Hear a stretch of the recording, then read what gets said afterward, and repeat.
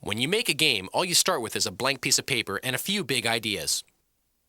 I wanted to see a game that was in full 3D, but where the primary focus of the game would be interaction with the enemies. To the best of my knowledge, that had never been done before. How do you end up with a video game world that pulls you in? How can you make it stand out from other games? Your team will hit development walls and have to search for breakthroughs. Here's the inside story of the making of Spyro the Dragon in an exclusive tour for the PlayStation Underground. The most difficult part was the beginning, determining what kind of game we were going to do after Disruptor. Craig Stitt said, I've always wanted to do a game about a dragon.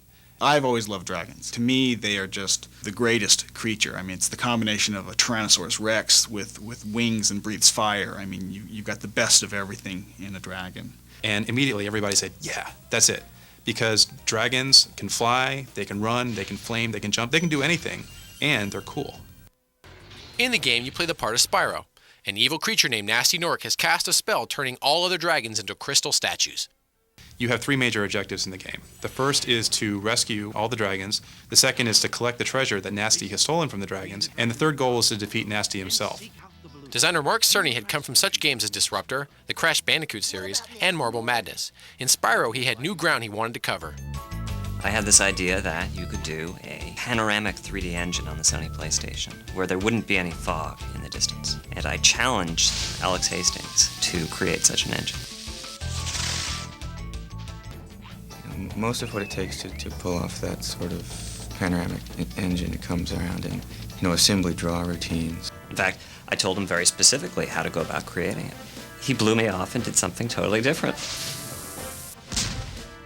But it turned out much better than what I had in mind. Engine to draw the environments has broken down into 7 different little renderers that work on different levels of detail of the environment to try to keep this, the fact that you're seeing a quarter of a mile away and what would be tens of thousands of polygons into something that's more manageable. Because not only did you have these big, long views where anything in the universe could be seen from afar, but also he created an engine where you could have detail on the objects that were close. The real trick is that in every transition we try to do a fade or morph transition, something where you're not going to see it. I think there's never been a console video game where you got both of those. He had to write some damn good code.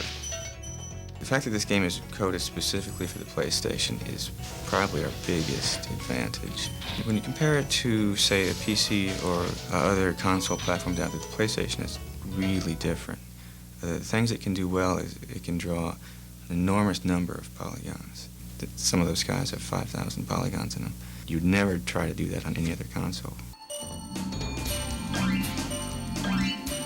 Well, I think the flying levels really were a surprise for us. Everybody loved it. We made sure that we had more of them. I played the flying rounds, the free flight rounds over and over again, trying to get through all the obstacles in the shortest amount of time and trying different paths to see if I can beat the record. You can easily waste an hour or two doing that and not even realize it. The DualShock analog controller really allows a great feel and a good freedom of control. You can just point it any direction you want and you're going there. And they've integrated the feedback in there too. You can ram yourself into a wall and you'll just feel it come back at you. The game also has features especially for hardcore gamers. In every single instance where you can super dash, there is a secret place you can get to. That is our challenge to all the really good players out there. Not to go out and buy a hint guide or read about it in the magazines, but to find out for themselves where it is they can go or what it is they can do. Another feature that pulls you in is the soundtrack. Spyro includes some well-known voices. Don't worry, the only one who's going to be trapped is him.